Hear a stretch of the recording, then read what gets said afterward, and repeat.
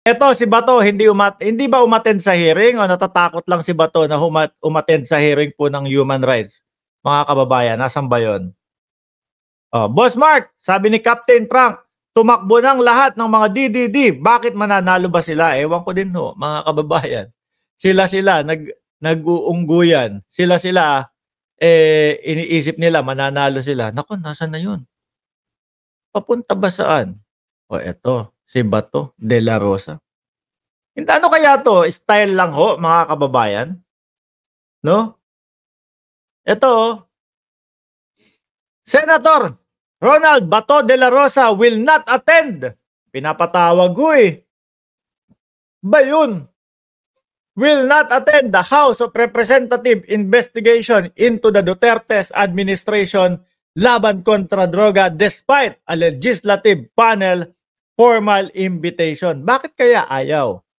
Ano po kasi base ho dito sa ibabaw, mga kababayan. Ayan oh.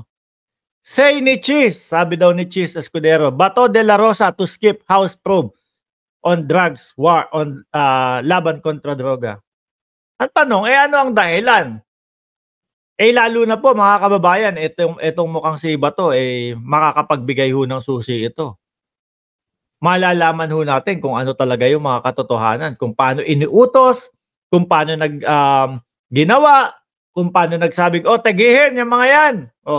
Malalaman din natin kung talaga bang totoo yung quota system, mga kababayan.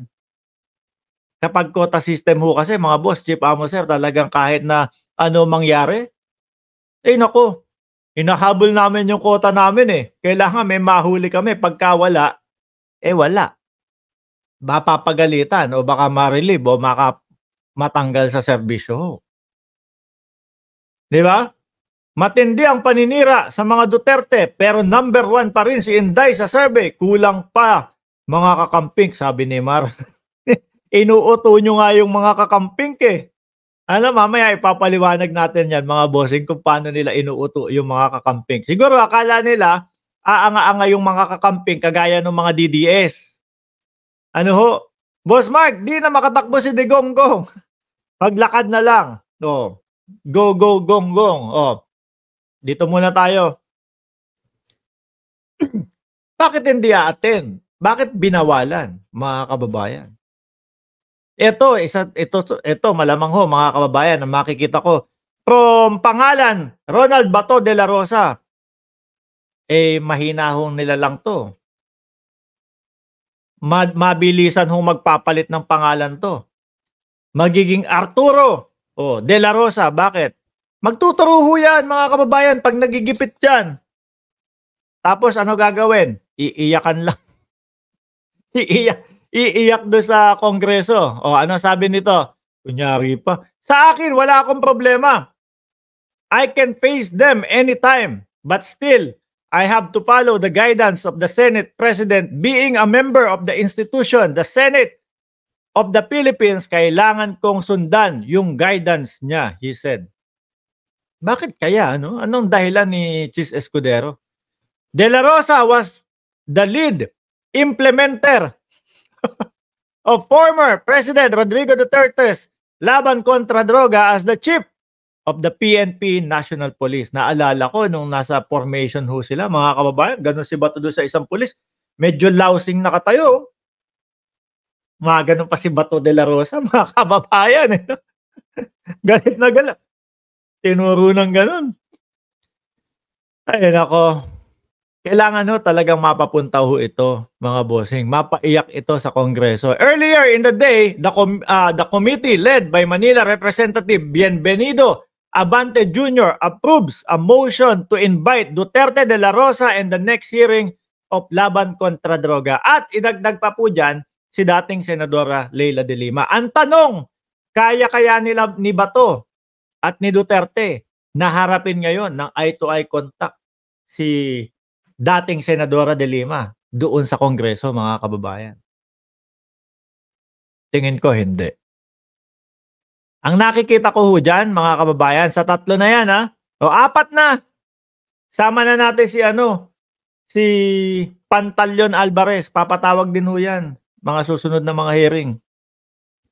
Unahin natin si Senator Leila de Lima. Pupunta yan, na-attend yan. Ano ho, 100% ako a-attend yan. Eh, siya yung resource person eh. Tsaka kumbaga, malaking bagay ho sa kanya yon na makapagsalita. Di ho ba? Para lalong kumbaga, kinulong niyo ako ng 7 taon. Tapos ganun-ganun lang na yon. Re-resbackan ko kayo. Sumunod si Bato de la Rosa. Siguro kung may tsansa na itong tao na to hindi na umattend, igagrab niya yung chance na yon, mga kababayan. Totoo kaya ito na si Cheese ang nagsasabing wag siyang umattend? Alamin natin ano kaya yung katotohanan, 'di ba, mga kababayan? Hindi naman po pwedeng merong mga tumatangis na mga pamilya doon, umiiyak na mga pamilya doon, tapos isang sabi lang ni Cheese Escudero na, hindi ka pwedeng umattend, wag kang a-attend. Yun na yun. Senate President, kailangan ng napakagandang sagot at kailangan, no, ng mga, ano tawag doon, ng hustisya ng mga tumatangis na nanay doon. Bato de la Rosa? Pag ito pumunta ho, mga kababayan, magtuturo ho ito. Magtuturo ho yan, mga kababayan. Hindi naman ganun katalino si Bato de la Rosa eh. Ano, pag naiipit na ho yan, mga kababayan, ang gagawin lang yan, iiyak yan sa Kongreso. Dating Pangulong Duterte, a-attend o hindi? Hindi ko nakikita nga attend dyan. Ang nakikita ko dyan, mag-aalakibuloy din ho yan, mga bossing. Matigas ho sila sa batas eh. Ano po? Matigas ho sila sa batas, mga kababayan. Kapag hindi pumapabor sa kanila, yung batas ng Pilipinas, ang sigaw niyang mga yan, wala na. Tegi na ang justice system ng Pilipinas. No, kagaya nung kay Kibuloy. Di ho ba? Pero pag pabor ho sa kanila, mga kababayan, bakit uhulihin si Duterte ng ICC? Okay naman. Maayos naman tumatakbo ang justice system ng Pilipinas. Kung hindi ba naman mga siraan tuktok nitong mga ito, mga bossing, ano? Sana, no? Hindi maging balakid si Cheese Escudero sa pagpapatawag diyan kay Bato de la Rosa. Madaming mabubuko diyan, madaming malalaman diyan. Mahina ho yan. No, konting ipit lang diyan, konting gipit lang yan.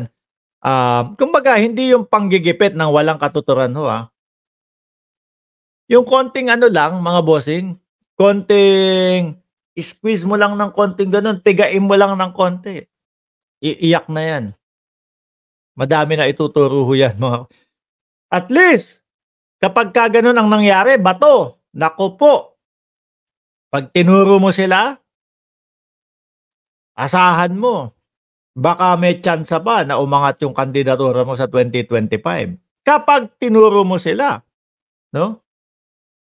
Pag naidiin mo sila kung ano talaga yung mga ginawa dati. 'Di ba, mga kababayan? Anyway, hindi ito. Magpapalusot ito ng magpapalusot para lang hindi makaano. Natatakot din ho yung mga yan, mga kababayan.